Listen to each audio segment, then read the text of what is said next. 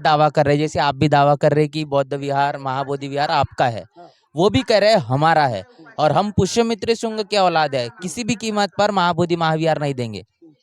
तो वो तो उनकी बंडखोरी है। आंदोलन लंबा चलेगा और पूरे भारत के लोगों को, देश विदेश के लोगों को हम एक जगह जमा करेंगे। विदेश में जितने बुद्धिस्ट कंट्रीज है सबको बताएंगे, इनके ऊपर प्रेशर लाएंगे और ये लीगल बात है भाई। हमारा अधिकार हमारे हाथ में होना चाहिए। बाबा साहब ने 14 अक्टूबर 1956 को धर्मांतर किया और लोगों को कहा कि भाई आपका तिरस्कार जाति की वजह से होता है। जाति और धर्म परिवर्तन करने से हमारे को कोई बहुत बड़ा पैसा मिलने वाला नहीं है, मगर हमारा एक स्वाभिमान बढ़ेगा। हमारा अपने स्वाभिमान के लिए कर रहे हैं।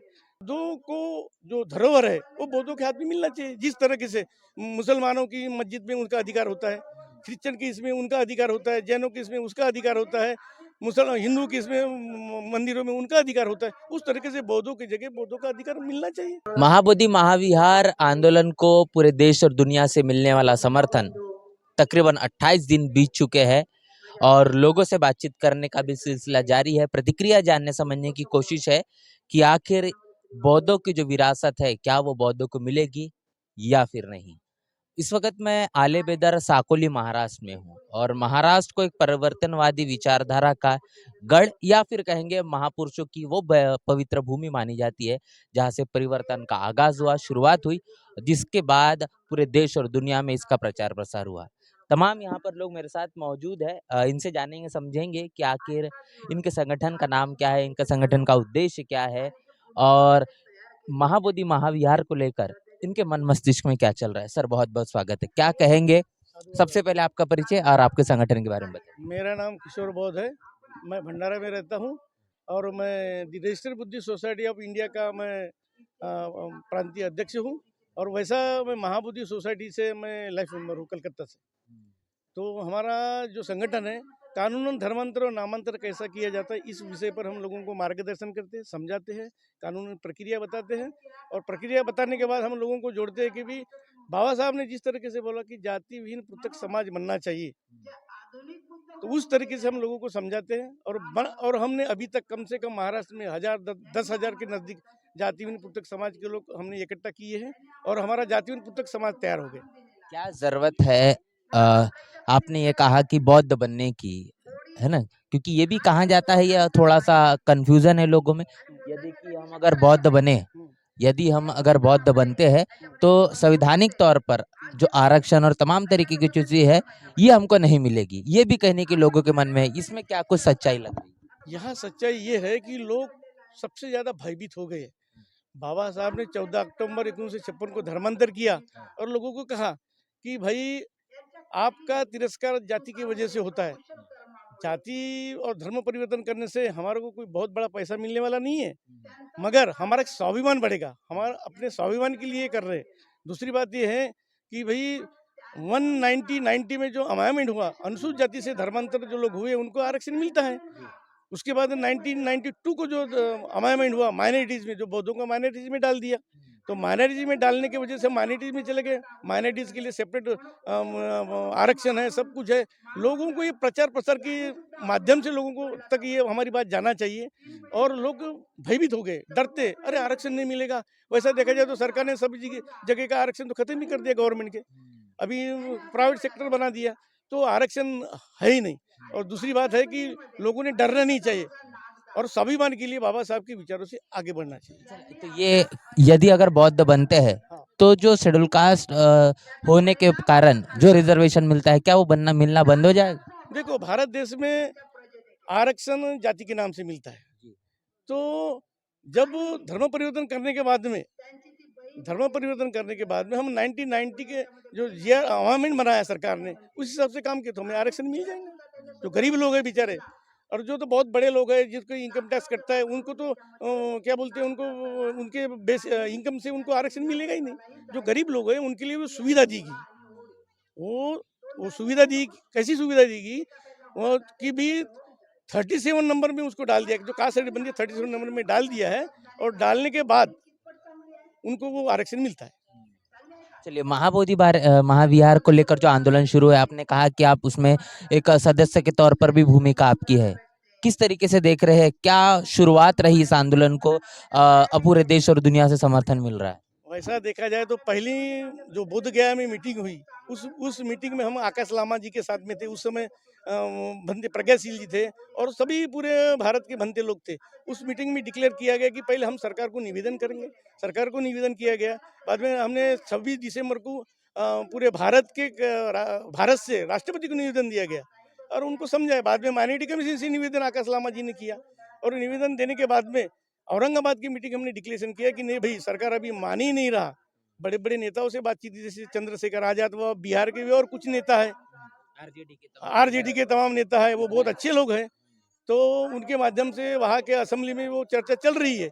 मगर हमारा ये कहना है कि बौद्धों को जो धरोहर है वो बौद्धों के हाथ में मिलना चाहिए। जिस तरीके से मुसलमानों की मस्जिद में उनका अधिकार होता है, क्रिश्चियन की इसमें उनका अधिकार होता है, जैनों की इसमें उसका अधिकार होता है, मुसल हिंदू की इसमें मंदिरों में उनका अधिकार होता है, उस तरीके से बौद्धों की जगह बौद्धों का अधिकार मिलना चाहिए। इलीगल बात है और अधिकार हम लेके रहेंगे। 75 साल हो गए, काफी लंबा समय नहीं हुआ, ऐसा नहीं लग रहा आपको? लंबा समय हुआ। 1949 का जो संविधान बीटीएमसी एक्ट है वो निरस्त करना चाहिए। उस समय सरकार ने बौद्धों की जो धरोहर को माने गाफिल में रखा, लोगों को समझाया नहीं और उस समय बौद्धों का समाज भी उतना नहीं था, डेवलप नहीं हुआ था। आज सब लोगों को समझ में आया, बौद्धों का समुदाय बन गया और जब समुदाय बन गया तो हमारे अधिकार हमें मिलना चाहिए। और दूसरी एक बात मैं बताना चाहता हूँ, आज भारत देश में बौद्धों का समाज ही नहीं होने की वजह से आज बुद्धिस्ट पर्सनल लॉ नहीं बना। एक विशेष बात बताना चाहता हूँ लोगों को संदेश कि बुद्धिस्ट पर्सनल लॉ बनना चाहिए और बुद्धिस्ट पर्सनल लॉ नहीं होने की वजह से 1972 को मुंबई लॉ कमीशन ने बोला है कि जो बुद्ध पद्धति से शादी होती है वो इलीगल शादी है, बच्चे अनावरस है और उनकी जो धर्म पत्नी नहीं है। तो उसके लिए संविधान की धारा 7 के तहत सरकार ने अभी हिंदू लॉ में डाल के हमारा जो डाइवोर्स वगैरह होता है वो उसमें डाल के हमको जो डाइवोर्स वगैरह मिल जाता है। तो सबसे मेन चीज़ है कि बौद्ध जो धरोहर है हमारी बौद्धों की, वो हमारे हाथ में मिलना चाहिए और हम लेके रहेंगे। अभी इस आंदोलन को जो समर्थन मिल रहा है सिर्फ और सिर्फ भारत नहीं, पूरी दुनिया से, दुनिया लेकिन सबसे बड़ा सवाल ये है कि आपने ये भी कहा बाकी धर्मों में ब्राह्मणों का, पुजारियों का घुसपैठ नहीं देखने को मिलती, बुद्धिज्म में ही ऐसा क्यों? क्यों ऐसा होता है बौद्ध धर्म में के कि बाकी जो धर्मों का वो घुसपैठ देखने को मिलता है? देखो, उस समय शिक्षित लोग थे, वो लोग शिक्षित थे। हमारा धर्म तो पहले सम्राट अशोक काल में भगवान बुद्धम के काल में भिक्षु का संघ हुआ करता था। बौद्धों का पर्टिकुलर समाज नहीं था।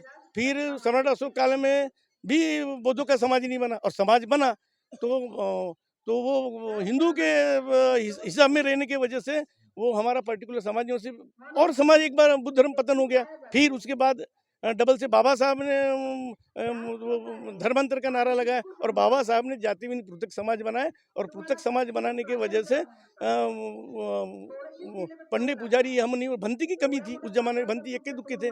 आज भंते जिधर उधर हो गए। बाबा साहब के धर्मांतर की वजह से भंते बहुत सारे बन गए। अब इनको सब जानकारी आ गई और वो विहार इनके हाथ में देना चाहिए। मनुवादी ब्राह्मण लगातार ये दावा कर रहे हैं, जैसे आप भी दावा कर रहे हैं कि बौद्ध विहार, महाबोधि विहार आपका है, हाँ। वो भी कह रहे हैं हमारा है और हम पुष्यमित्र शुंग के औलाद है, किसी भी कीमत पर महाबोधि महाविहार नहीं देंगे। तो वो तो उनकी बंडखोरी है। वो बंडखोरी है, उसके लिए हम कोर्ट में जाएंगे, न्याय करेंगे, पहले अपनी मांग रखेंगे, आखिर कोर्ट में जाना पड़ेगा। इतना ही बोल सकता हूँ, ज़्यादा तो नहीं बोल सकता। उसके ऊपर तो क्या बोल सकेंगे हम। तो ये जो दावे किए जा रहे हैं ये भी कि वहां पर जो मूर्तियां है आपके नजरिए से वो बुद्ध की हो सकती है, लेकिन वो कह रहे हैं कि वो 5 पांडव है, वहां पर राम है, कृष्ण है, कपड़े पहनाए जा रहे हैं उनको। वो तो भ्रम है। वहाँ तो बहुत सारी जगह में हम पहले जाते थे तो वहाँ कोई कुछ नहीं था। अभी अभी 2 साल में वो 5 पांडव, बुद्धा को 5 पांडव बना दिए, नकुल सहदेव वगैरह वगैरह। और बाजू में भी शंकर जी की पिंड रखी हुई है। वो तो जबरदस्ती माने अधिकार जता रहे और वो उनकी ताकत ज़्यादा है, सभी लोग उन्हीं के हैं, तो अपने बल से वो काम कर रहे हैं। तो वैसा देखा जाए तो डॉक्टर खरात वगैरह वो संघर्ष कर रहे हैं और वो तो पूरा भुज भूमापन वाला आदमी है, सब उनको जानकारी है। जैसे पौनी में वो काम करते हैं, उनको सभी चीज़ की जानकारी है और वो पूरा हिस्ट्री बताने जाते हैं, सम्राट अशोक के समय की हिस्ट्री बता रहे। तो ये हिस्ट्री जब बताएंगे तब हम लोगों को समझेगा, नहीं तो आखिरी कोर्ट में जाना ही पड़ेगा। क्या होगा अगर जिस तरीके से आप आंदोलन कर रहे हैं, 75 साल तो बीत चुके हैं, अगला क्या पड़ाव है? क्योंकि आप तो करीबी इस आंदोलन से जुड़े हुए हैं, आप संगठन के पदाधिकारी के तौर पर भी है इस पूरी समिति के। तो कैसा इसका आगे पड़ाव क्या होगा? क्योंकि अभी तो लगातार आंदोलन पर आंदोलन हो रहे हैं। आंदोलन तो लंबा चलेगा, आंदोलन लंबा चलेगा और पूरे भारत के लोगों को, देश विदेश के लोगों को हम एक जगह जमा करेंगे। विदेश में जितने विदेश में जितने बुद्धिस्ट कंट्रीज है सबको बताएंगे, इनके ऊपर प्रेशर लाएंगे। और ये लीगल बात है भाई, हमारा अधिकार हमारे हाथ में होना चाहिए, यही हमारा कहना है। चलिए, तमाम जो अभी भी लोग हैं जो ना महाबोधि महाविहार आंदोलन क्यों किया जा रहा है, क्यों ये मुक्ति चाहिए, इसके पीछे की वह सच्चाई अभी भी नहीं जान पाए है, अपने घरों से अभी भी बाहर नहीं निकल पाए हैं, ऐसे लोगों से क्या कहना चाहिए? मेरा ऐसे लोगों से निवेदन है, हमारे संगठन के माध्यम से और वो महाबोधि के माध्यम से और सभी भंतों के माध्यम से, कि इन लोगों ने घर के बाहर निकल के वहाँ जाके अपना एक अधिकार जताना चाहिए और उनको सहयोग करना चाहिए। और दूसरी बात, इस समय जो बाबा साहब जयंती मनाना चाहिए, मगर जो ज़्यादा पैसा लोग खर्च कर रहे, वो पैसा खर्च न करते हुए आकाश लामा जी को और वो संगठन को इन्हें पैसे भेजना चाहिए, उनके खाने पीने की व्यवस्था तो होना चाहिए। ऐसा मेरा आखिरी में निवेदन है। एक चीज में समझना है कि आंदोलन तो जारी है, आंदोलन मजबूत भी हो रहा है, लेकिन उसको निस्नाबूद करने की भी कोशिश है। रबंते जी को रात 1 बजे हटाया जाता है, बैरिकेडिंग की जाती है। अब यहाँ पर तो आप लोग बैठे हुए हैं, लेकिन वहां पर भी कड़ी धूप में बैठकर आंदोलन कर रहे हैं। क्या कहेंगे, सरकार की मंशा किस तरीके से दिख रही है? सरकार की मंशा तो इतनी खतरनाक है, अभी क्या बताए। मनोवादी लोग हैं, सभी सरकार उनका, हमारे संगठन के हम वहाँ आदमी बैठे, हमारे संगठन के आदमी वहाँ बैठे, क्योंकि हम बहुत है, हमको स्वाभिमान है और हमारा अधिकार है कि अपने लिए हम संघर्ष करें। जाए वहाँ बैठे, रास्ता मांगे उनको कि भाई हमारा अधिकार हमें दिया जाए, बस।